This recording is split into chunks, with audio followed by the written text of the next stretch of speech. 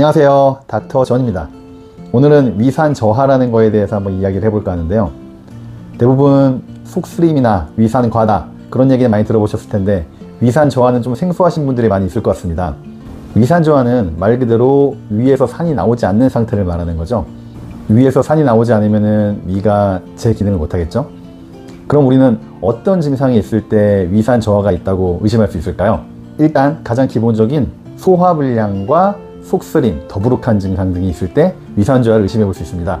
그리고 잦은 트림, 위산 역류 등도 위산 저하와 연관이 있을 수가 있습니다. 위산 역류는 위산이 과다할 때 생기는 거 아닌가요? 많은 분들이 그렇게 알고 계신데 반드시 그렇지만은 않습니다. 위산이 저하되다 보면은 음식물이 위 속에서 소화 과정을 거칠 때 적절한 pH 이하로 내려가야 그 다음 단계인 CB지장으로 내려갈 수 있는데 이걸 못하게 막아요. 그러다 보면 위의 정체 시간이 늘어나게 되고 위산 역류와 더부룩함 그런 증상들이 나타날 수 있는 겁니다. 그리고 철분, 마그네슘, 미네랄 등이 흡수가 제대로 되지 않고 그러다 보니 모발이라든가 손톱이라든가 이런 것들도 약해지고 푸석푸석하게 되죠. 또한 방귀도 자주 나오고 설사, 변비 이런 장증상으로 인한 면역교란, 알러지, 식욕부진, 체중 감소 이러다 보니 우울증까지 생기고 굉장히 다양한 증상들이 나타나게 됩니다. 그러니 소화도 안 되고 몸에 이것저것 이상한 증상들이 생길 때 우리는 한 번 정도 위산 저하를 의심할 수 있습니다. 아니 도대체 위산이 뭐길래 우리 몸에 이렇게 많은 증상들을 일으키는 걸까요? 위산은 어떤 일들을 우리 몸에서 하는 걸까요? 위산은 위장 내에 파리에탈살이라고 불리는 벽세포에서 분비되게 됩니다. pH는 1.5에서 한 3.5 정도 되고요. 위산이 분비하게 됨으로써 펩신을 활성화시키고 그로 인해 단백질을 분해시킬 수 있게 됩니다. 단백질이 위산과 펩신에 의해서 적절하게 분해되지 못하고 덩어리진 채로 소장 내로 내려가게 되면 소장에선 당연히 그 음식물들을 제대로 소화하고 흡수할 수가 없게 되겠죠. 게다가 제대로 흡수되지 못한 단백질들은 우리 몸의 유해균들의 아주 좋은 먹이가 됩니다. 우리 몸에는 유익균과 유해균이 적절한 비율을 맞춰야 되는데 이것이 되지 않음으로써 장내 미생물 불균형이 일어나게 되죠. 유해균들이 증식하게 되면서 장내에 독소와 가스 등을 분비하게 되고 이는 장 건강에 매우 해로운 역할을 합니다. 알러지 반응, 면역 반응, 만성 염증들이 일어나면서 우리 몸의 건강을 해치게 됩니다. 어때요? 생각보다 굉장히 심각하지 않나요? 이런 거를 장누수라고 부릅니다. 그리고 또한 위산은 우리 몸의 입 속으로 들어온 균들을 없애주는 역할을 하게 됩니다. 위산이 저하되면 쉽게 이야기해서 우리 몸속에 안 좋은 균들을 넣어주는 거나 비슷한 거예요. 그렇다면 아무래도 감염의 기회들이 늘어나겠죠. 그리고 위에서 언급한 것처럼 장 누수가 일어나서 면역 저하까지 있는 상태라면 결과는 더 안 좋게 나타날 겁니다. 또한 위산이 저하가 되면 비타민 B, 철분, 마그네슘, 칼슘 등의 흡수들이 어려워지게 됩니다. 위산이 잘 흡수될 수 있게 이온화의 변화를 주는데 중요한 역할을 하거든요.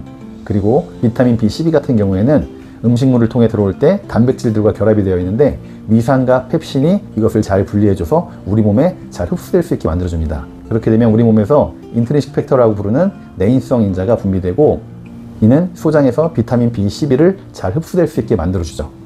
그래서 위를 수술해서 전 절제를 하신 분들은 이런 인트리식 팩터라든가 위산들이 제대로 나오지 않아서 비타민 B12를 인공적으로 주기적으로 넣어줍니다. 위에서 말한 미네랄들은 우리 몸의 대사에 굉장히 중요한 역할을 합니다. 그렇기 때문에 흡수가 제대로 되지 않으면 우리 몸의 대사들이 정상적으로 잘 일어나지 않을 수밖에 없어요. 당연한 이야기겠죠. 조금 더 이야기해서 비타민 B12가 부족해지면 어떤 일이 일어날까요? 여러 가지 작용들을 하겠지만 대표적으로 비타민 B12가 부족하면 적혈구를 만들 때 적혈구를 좀 크게 만들어줍니다. 적혈구가 크면 좋을까요? 적혈구는 우리 몸에서 산소를 조직에 보내주고 이산화탄소를 수거해오는 역할을 합니다. 우리 몸에 좁은 말초혈관들을 잘 지나가려면 덩치가 이렇게 크면 안 돼요. 그렇게 되면 당연히 혈액순환에 장애가 생기겠죠. 그리고 파괴도 더 훨씬 많이 일어나게 됩니다. 그래서 빈혈 같은 증상이 일어날 수 있게 되는 거죠. 여러분이 혈액 검사를 했을 때 거기에 MCV라고 하는 수치가 있는데요. 그걸 한번 나중에 꼭 한번 확인해 보세요. 보통은 80에서 100 사이를 정상으로 하는데 90이 제일 이상적이겠죠. 근데 90 이상이 넘어가고 점점 100 가까이 가고 있다면 분명 문제가 좀 있는 겁니다.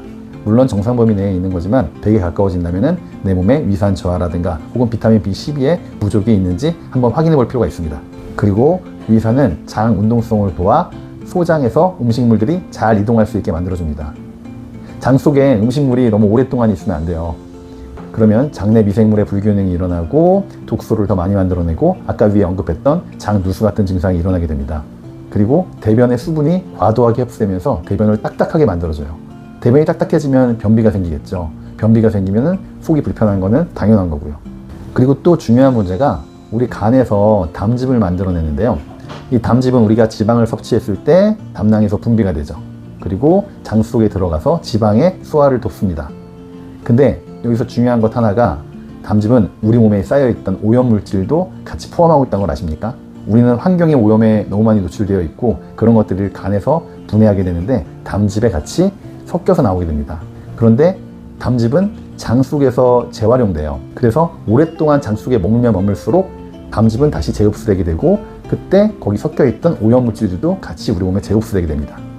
그러니 당연히 장 속에서의 이동이 빨라서 변으로 빨리 배출되는 것이 우리 몸에 환경 오염물질 같은 독소를 배출하는 데 도움이 되겠죠. 게다가 담즙은 콜레스테롤로 이루어져 있습니다. 결국에는 흡수가 더 많이 된다는 것은 콜레스테롤을 자꾸 재이용한다는 것과도 같죠. 그러니 콜레스테롤이 높거나 독소가 높은 사람들은 이것들을 잘 배출시켜줘야 우리 몸에 이득이 됩니다. 장 운동이 중요한 이유에 대해서 잘 아시겠죠? 지금까지 위산이 저하되면 우리 몸속에서 어떤 일이 일어나는지에 대해서 한번 알아봤습니다. 간단히 요약하면 단백질들을 제대로 분해시키지 못해서 장내 미생물 불균형을 야기하고 이는 장누수로 이어질 수 있습니다. 그리고 장누수가 일어나게 되면 우리 몸에 알러지, 면역력 저하, 자가면역 질환 등등의 여러 가지 문제들을 일으킬 수가 있죠. 그리고 칼슘, 마그네슘, 철분과 같은 미네랄들을 제대로 흡수하지 못함으로써 우리 몸의 대사에 좋지 않은 역할을 하게 됩니다. 그리고 장 운동을 저하시켜 장내 미생물 불균형, 독소 배출 등에 영향을 줍니다. 위산 저하가 방금 이야기한 것처럼 이 모든 일들을 다 야기하는 것은 아니지만 정도에 따라 충분히 다 일어날 수 있는 일들입니다. 그러면 우리는 이 문제를 어떻게 해결해야 될까요? 이걸 해결하는 방안에 대해서는 다음 시간에 알려드리겠습니다. 지금까지 닥터 존이었습니다.